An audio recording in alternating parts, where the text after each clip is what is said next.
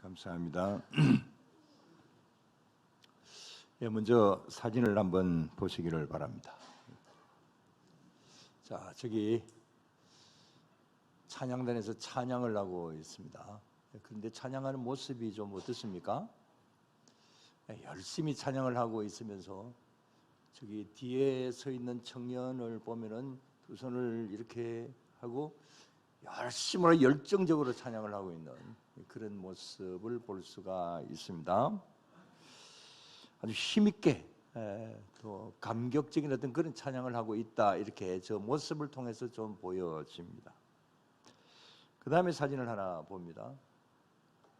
지금 필리핀에 있는 어떤 선교사님이 올린 사진인데, 필리핀의 뿔라 교회 어린이들을 모아놓고 예배를 드리고 있는 그런 모습입니다.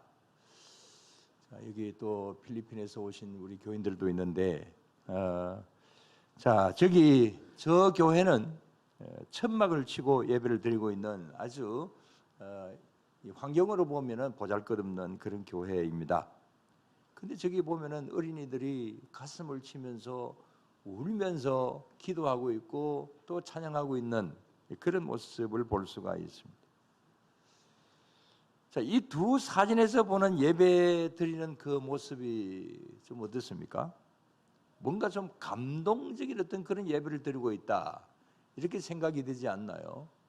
뭐 울면서 기도한다고 해서 반드시 그게 감동적이다라고 하는 것은 아니지만, 그래도 기뻐하면서 찬양을 하든지, 또 그 다음에 또 이제 여러 가지로 은혜가 되어서 또 회개하는 면으로 어린아이들이지만 그렇게 울면서 기도하는 모습들, 거기에 비한다고 한다면 지금 우리가 예배를 드리는 것은 좀 가라앉아 있지 않을까요? 오늘 눈물을 흘리는 분은 한 분도 안 계신 것 같고, 또 그 다음에 아주 열정적으로 찬양하는 우리 찬양단은 열정적으로 하시지만, 우리 또 여기 앉아 계신 우리 성도님들은 찬양단만큼도 그렇게 하지는 않죠. 좀 뭔가 좀 지루하고 딱딱하고 뭐 좀 그런 어떤 면들이 좀 있죠.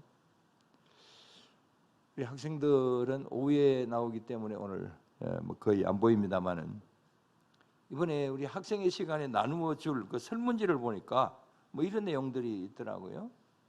나누어 줬는지 오늘 나누어 줄 건지는 모르겠습니다만은, 예배 드릴 때 가장 어려운 점은 뭐냐, 이게 이제 우리 학생들에게 이제 질문을 했습니까? 하는 겁니까?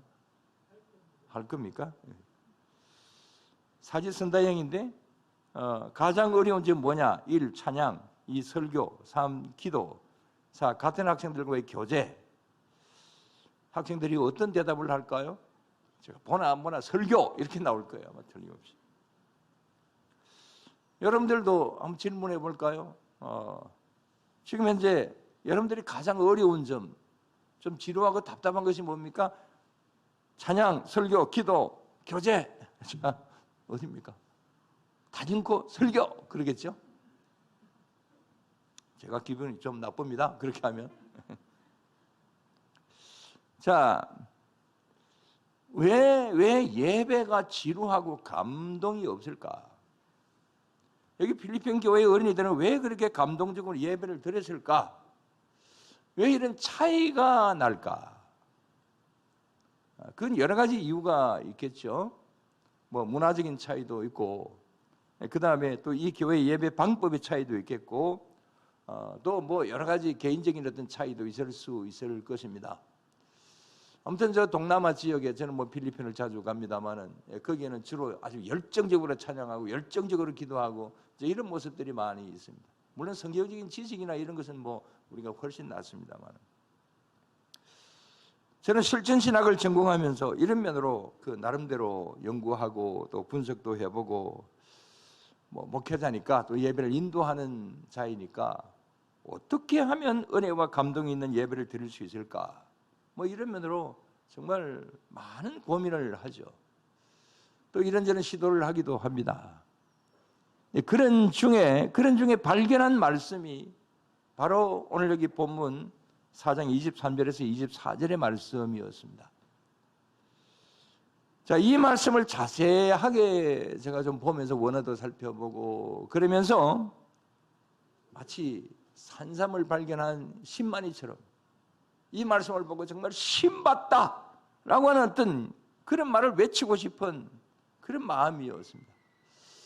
그만큼 오늘 본문의 말씀이 이 예배에 있어서는 적어도 저에게서는 굉장히 감사한 말씀이었고, 이런 예배가 되어야 된다, 이런 것을 이제 많이 발견을 하게 되었습니다. 그때부터 주일 오전 예배 시간이 되면 특별한 주일이 아니면 항상 예배의 부름의 말씀으로서 여기 이 요한복음 4장 23절에서 24절 이 말씀을 예배의 부름으로 읽고 예배를 시작을 하죠. 그만큼 제 마음 가운데 예배는 이래야 된다라고 하는 감동이 왔기 때문에 그렇고, 또 이것은 예배에 있어서 가장 기초적인 어떤 그런 필수적인 어떤 요인이기 때문에 그래서 이것을 먼저 낭독을 하고 예배를 드리는 겁니다. 23절에서 24절 다시 한번 봅시다. 다 같이. 아버지께 참으로 예배하는 자들은 영과 진리로 예배할 때가 오나니 곧 이때라. 아버지께서는 자기에게 이렇게 예배하는 자들을 찾으시느니라. 저는 저 말씀 보고 신받다 이렇게 외치고 싶은 마음이었는데 여러분들은 별로죠. 저런 말씀이 있구나. 그렇게 또 늘 항상 외우는 말씀이니까 그저 그런 대로 지나가실 수도 있습니다. 오늘 여기 있는 이 말씀을 좀 더 구체적으로 말씀을 드리고자 하는 것은 이 말씀은 아무리 강조해도 지나치지 않기 때문에 그렇습니다. 이 말씀은 모든 예배의 기초가 되는 말씀이기 때문에 그렇습니다. 그래서 하나씩 잘 아시는 말씀들이지만은 하나씩 강의하는 면에서 오늘 말씀을 드립니다. 먼저 첫째로 말씀을 드릴 것은 23절에 찾으신다라고 하는 말씀입니다. 자, 오늘 여기에 예수님께서 말씀을 하시기를 아버지께서는 자기에게 이렇게 예배하는 자들을 뭐라고 하셨어요? 찾으신다 그랬습니다. 자, 찾으신다.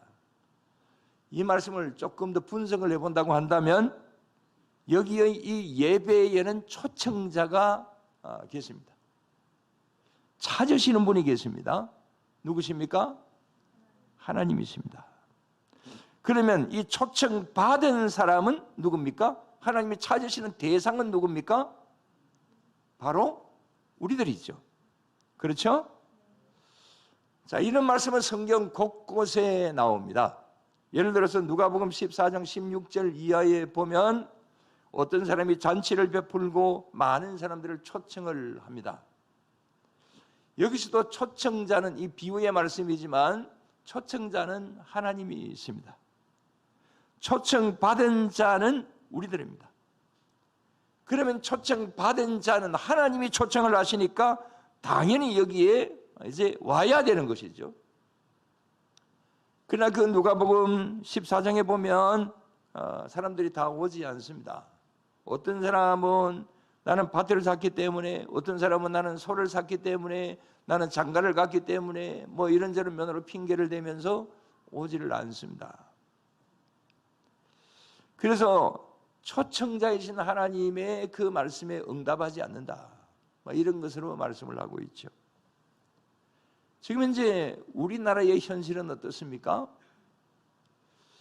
지난주에도 말씀을 드렸습니다마는 예배에 대한 열기가 점점 식어져 가고 있습니다. 그래서 예배 드리는 그러한 성도들이 교회에서 예배를 드리는 것이 아니라 요즘은 온라인 예배가 있기 때문에 잘 됐다 싶어서 교회는 가지 않고 이제 근 30% 정도가 떠돈다, 이런 말씀을 드렸습니다. 그래서 어떤 교인이 되었느냐? 가나안 교인이 되었다. 가나안 교인. 가나안 복지를 향해서 가는 백성들이 아니고 가나안 교인. 무슨 말입니까? 거꾸로 해보세요. 가나안. 안 나가라고. 안 나가는 교인들. 그래서 가나안 교인들이 많아졌다. 자, 일어나 보니까 또 예배 실황을 송출할 수 없는 개척교회는 매일 6교회가 문을 닫는다. 전국적인 통계로. 오늘 이 주일도 문을 닫는 교회들이 있겠죠. 2년 전에 그렇게 예측을 했더랬는데 그게 우려가 현실이 되고 말았습니다. 점점 이렇게 하나님께서는 초청을 하시는데 그러나 거기에 오는 자들은 적습니다. 점점 적어져 가고 있는 것이 우리의 현실이기도 합니다. 자, 이런 현상은 결국 무엇을 말해주는 것일까요? 한마디로 기본을 상실하고 있다, 이런 면으로 말씀드릴 수 있습니다. 자, 하나님이 초청자로서 찾으시는데 그건 기본이죠. 또 우리가 거기에 따라서 이제 하나님 앞에 와야지요. 이것은 기본입니다. 근데 우리도 역시 마찬가지로 밭을 샀다, 소를 샀다, 장가 들었다, 이 핑계 저 핑계로 응답하지 않습니다. 교회는 나와도 가면 될까 아직 두렵고, 예배의 감동이 없고, 교인들로서도 점점 떨어져 갑니다. 기본을 상실하고 있기 때문에 이런 현상이 생겨지고 있다, 이런 경우인 것이죠. 정말 점점 더 심각해져 가고 있습니다. 자, 그럼에도 불구하고 하나님께서는 우리들을 부르십니다. 우리를 찾으십니다. 근데 하나님이 왜 우리를 찾으실까요? 찾으시는 이유가 뭘까요? 예배 시간에 우리를 부르시는 이유가 뭡니까? 1차로는 누가 영광을 받으세요? 하나님이 영광을 받으시기 위해서. 2차로는 우리에게 무엇인가 주시고자 하시기 때문에 그렇습니다. 어쩌면 하나님께서 우리를 부르시는 뜻은 여기에 더 있다고 볼 수가 있습니다. 우리에게 주시고자 우리를 부르신다. 그럼 무엇을 주시는 겁니까? 그 중에 하나를 오늘 말씀에서 본다고 한다면 본문에 사마리아 여인이 나옵니다. 자, 사마리아 여인과 대화를 하시는 과정 속에서 여기는 이 말씀을 예수님께서 하시는 것이죠. 자, 이 사마리아 여인이 예수님에게 받은 것이 뭡니까? 내용을 잘 아시기 때문에 구체적인 내용은 생략하고, 이 사마리아 여인은 예수님을 만나서 완전히 새로운 사람으로 변화가 되게 됩니다. 자, 이 사마리아 여인이 예수님에게 무슨 돈을 받은 것이 아닙니다. 세상적인 명예를 받은 것이 아닙니다. 이 사람에게 있어서 가장 필요한 변화를 받는, 삶이 새로워지는 그런 은혜를 받습니다. 그래서 인생관이 바뀌어지게 됩니다. 완전히 변화되어서 새롭게 다시 태어난 사람이 됩니다.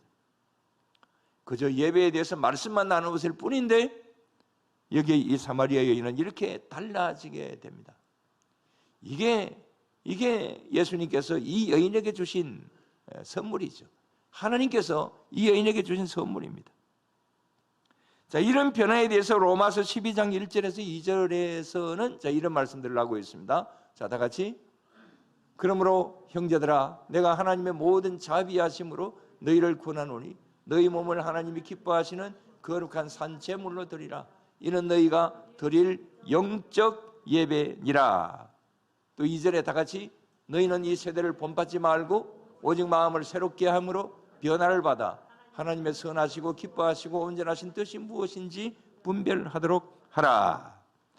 자, 1절 2절 말씀을 종합해서 간단하게 말씀을 드리면, 우리가 영적 예배를 드리면 영적 예배를 드리면 마음이 새롭게 되어서 하나님께서 우리를 변화시켜 주신다, 이런 말씀을 주신 겁니다. 자, 여기 변화, 여기 사마리아 여인이 변화되었다 말씀을 드렸고, 그 다음에 로마서 12장에 나오는 여기에서도 이제 변화, 우리를 변화시켜 주신다. 이 변화라고 하는 말이 무슨 말씀일까요? 이거 원어로 베타 모르포라고 하는 그런 말인데, 이 베타라고 하는 말은 변화라고 하는 말이고, 모르포라고 하는 말은 이것은 본질, 본체라고 하는 말입니다. 그러니까 우리의 본질이 변하는 것, 이게 여기에 변화라고 하는 이 단어인 것입니다. 근데 이런 본질적인 변화가 어떻게 오느냐? 본질적인 변화가, 우리가 변화가 되어야 되잖아요. 잘못된 것은 새롭게 되어야 되잖아요. 그런데 이렇게 본질적인 변화가 오는 것은 어떻게 해서 변화가 되느냐? 오늘 여기에 있는 이 변화라고 하는 단어를 보면 능동태가 아니고 수동태로 되어 있습니다. 그러니까 이 변화의 주체는 내가 능동적으로 내가 노력을 해서 변화가 되는 것이 아니다, 그런 말이에요. 그러면 나를 변화시켜주시는 주체가 계세요. 누가 변화시켜주시는 겁니까?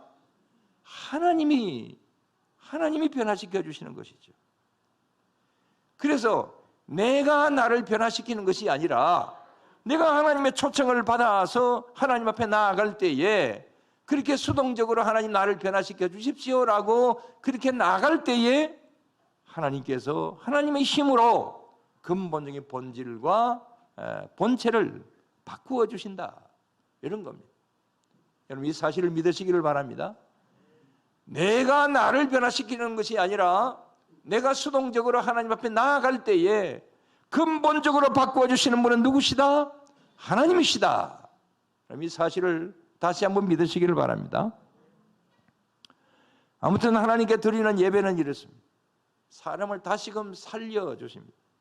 사마리아 여인처럼 새로운 힘과 용기를 하나님께서 주셔서 다시금 일어서게 하시는 겁니다. 이런 식으로 살리는 힘이 예배 시간에 포함이 되어 있다, 그런 거예요. 그래서 저는 우리 교회가 이런 새로 살리는 예배, 정말 하나님 앞에 역동적으로 드려지는 예배, 이런 예배가 되기를 기도해 왔습니다. 그래서 많은 상한 심령들이 이 예배를 통해서 위로를 받고 새 힘을 얻고 새롭게 일어서는 그런 예배, 사람을 살리는 예배, 이런 예배가 되기를 저는 기도하고 그런 면으로 나름대로 노력을 했습니다. 그러나 참 쉽지 않습니다. 이론은 있는데 저 뭐 이런 면으로 전공을 했으니까 이론적으로는 많이 알지 않겠습니까? 제가 이러면 너무 그러면 교만하죠. 제 이론은 있는데 실천이 잘 안 돼요. 그러다가 저는 공부하다가 은퇴를 할 것 같습니다. 참 좀 아쉽습니다.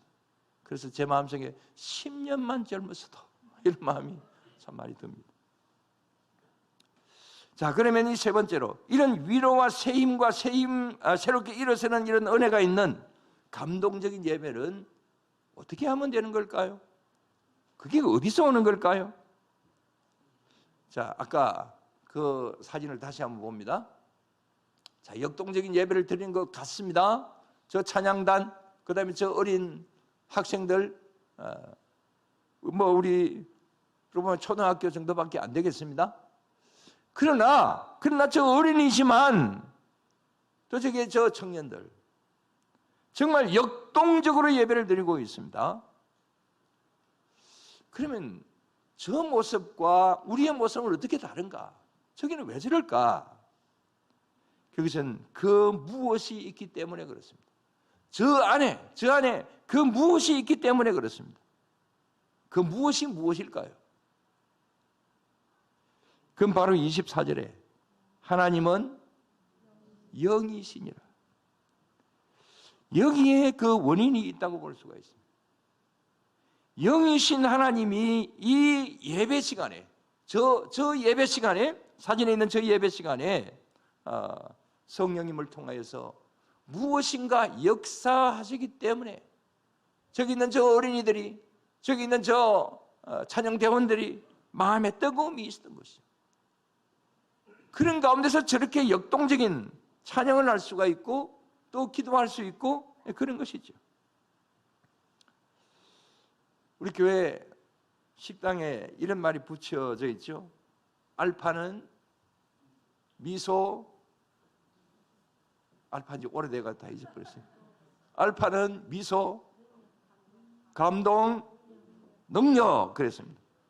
알파는 미소, 감동, 능력 그랬는데 어쩌면 우리 교회 역사상 알파를 할 때에 이런 면이 가장 좀 많이 있었지 않은가, 그런 생각을 가져봅니다.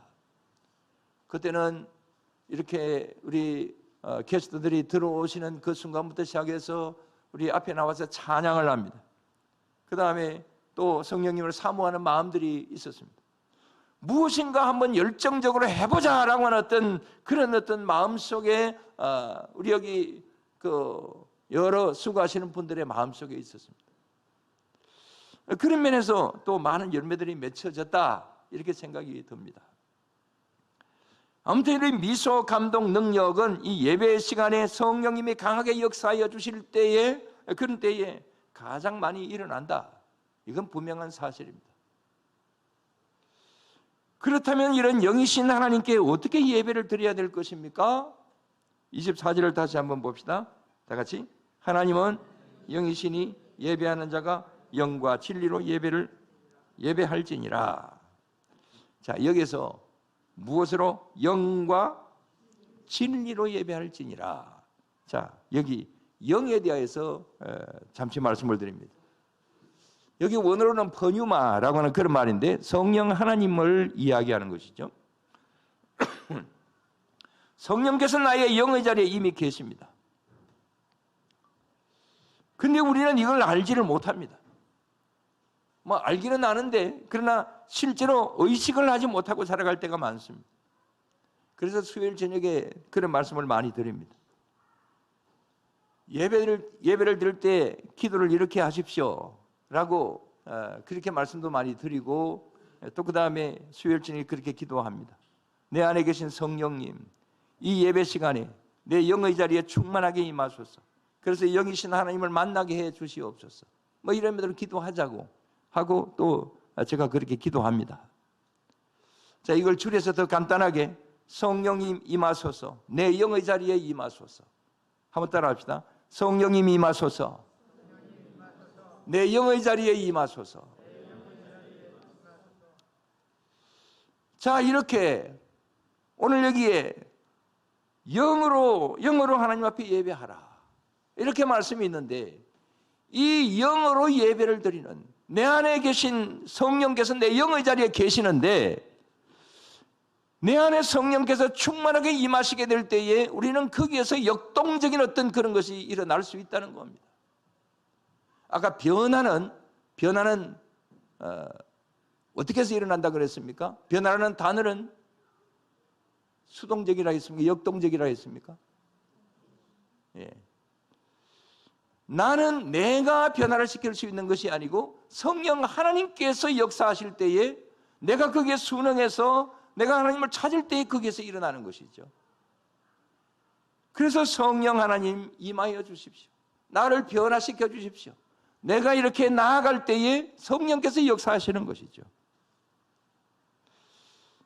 저는 이렇게 기도를 하면 바로 그 어떤 힘이 들어옵니다. 가슴으로 힘이 들어오고 머리에 따뜻한 온기가 옵니다. 우리가 맨 처음에 예배를 드릴 때 왕이신 나의 하나님 이렇게 찬양을 합니다.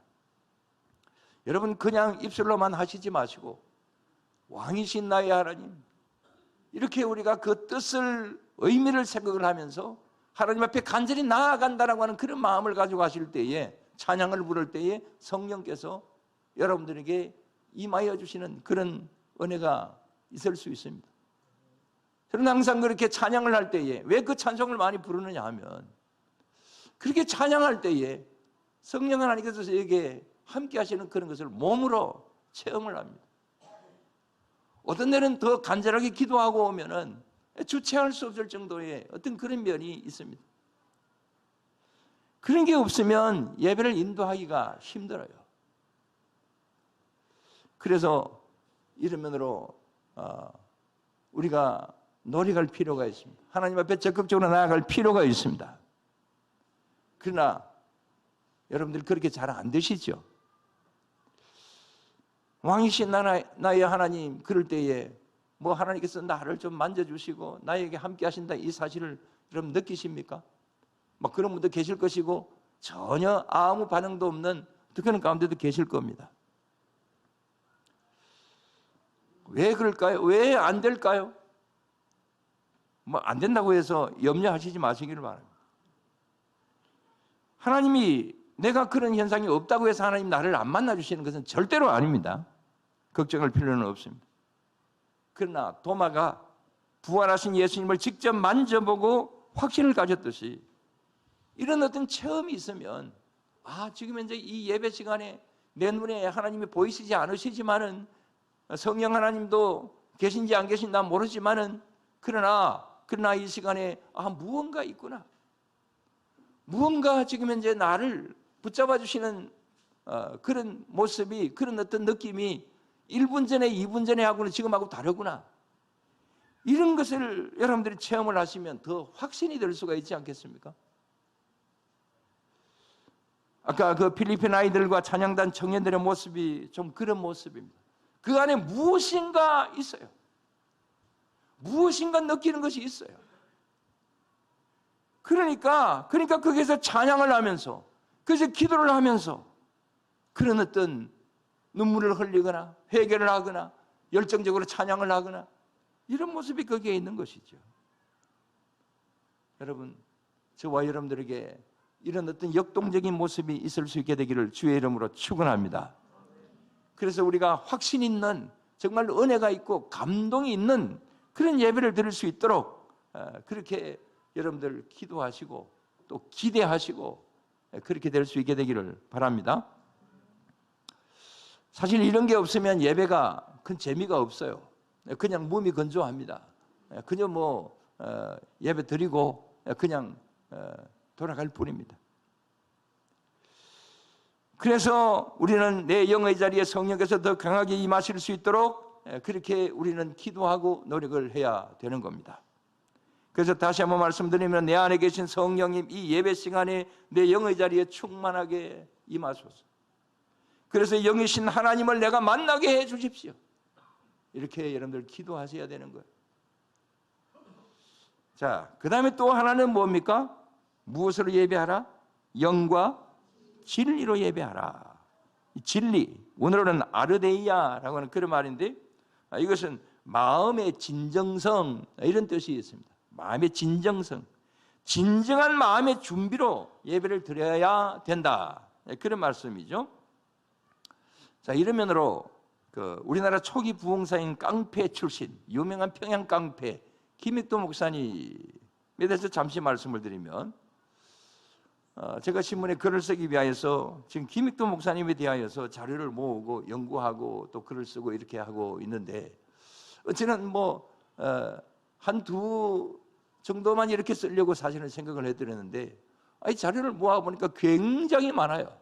그래서 아마 적어도 5분, 6분 정도 그렇게 쓰지 않을까 이렇게 생각이 드는데, 자, 이분을 여러 가지 자료를 통해서 보니까 얼마나 진정으로 기도하고 얼마나 진정으로 찬송하고 예배를 드리는지 정말 참 본받을 만하더라고요. 그랬을 때에 그런 어떤 진정성을 통하여서 하나님 앞에 나아가는 그 일을 통하여서 그걸 바탕으로 해서 하나님께서 그분에게 대단한 능력을 주세요. 그래서 한국 교회에 대단히 큰 역사를 일으킵니다. 아무튼 진정성이 있어야 돼요. 그럴 때 여기신 하나님께서 그 진정성의 분량만큼 우리들을 만나주신다. 이 사실을 여러분들 믿으시기를 바랍니다. 근데 이 진정성 있는 예배 드림이라고 하는 구체적으로 어떻게 해야 되는 것일까요? 너무 어렵게 생각할 필요 없습니다. 그건 한마디로 하나님께 드린다라고 하는 내 마음의 자세가, 예배 드리는 자세가 어떻게 해야 되느냐, 거기에 있습니다. 오늘 교회로 출발하시면서 이 옷을 입을까 저 옷을 입을까 좀 옷장에서 이것 만졌다가 저것 만졌다가 좀 그렇게 하셨나요?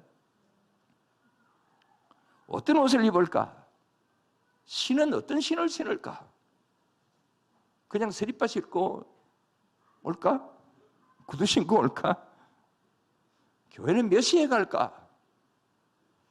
찬양 부르기 싫으니까 조금 늦게 가자. 그렇습니까? 아니면 좀 빨리 가서 기도도 하고 그럴까?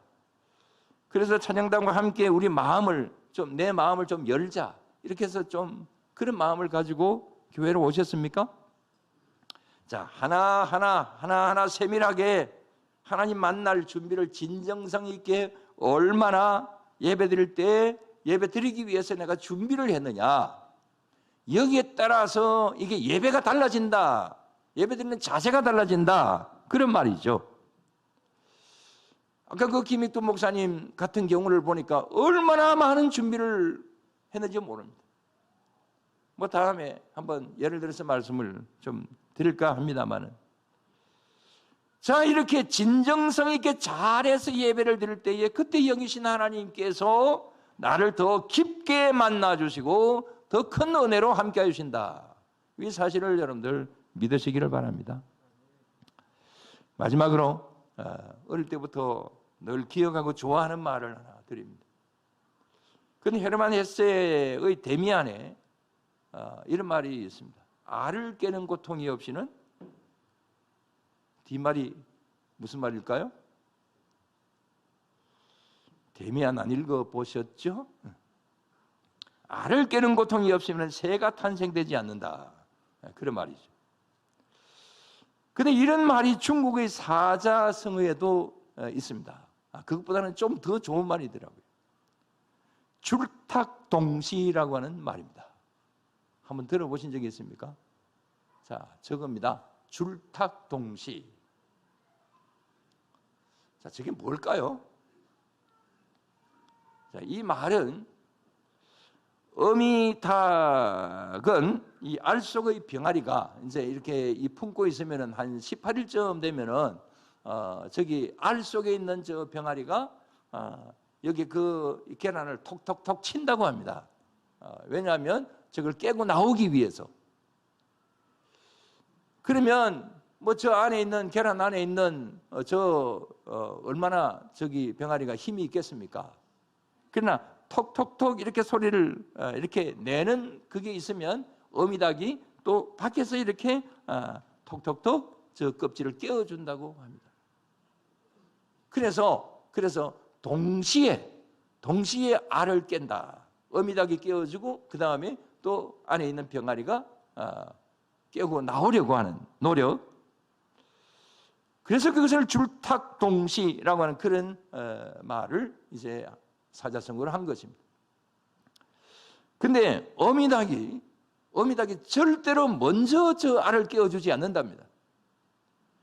안에서 저 병아리가 알을 깨는 소리가 들렸을 때에 그때부터 이제 어미닭이 깨워준다라고 하는 거죠. 그래서 내가 노력할 때에 이제 밖에서 도와주신다.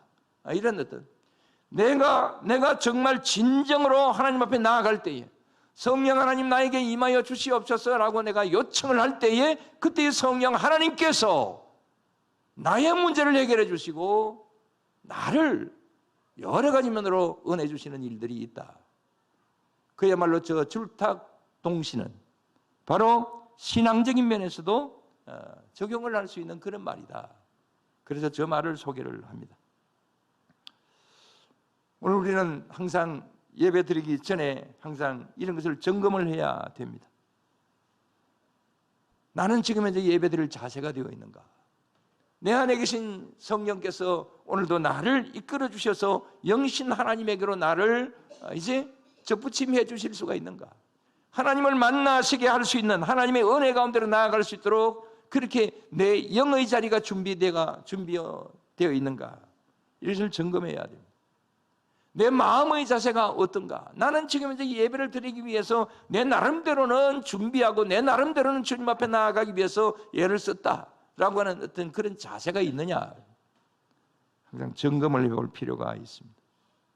여러분 예배 시간에는 하나님께서 함께 하시는 은혜가 있습니다.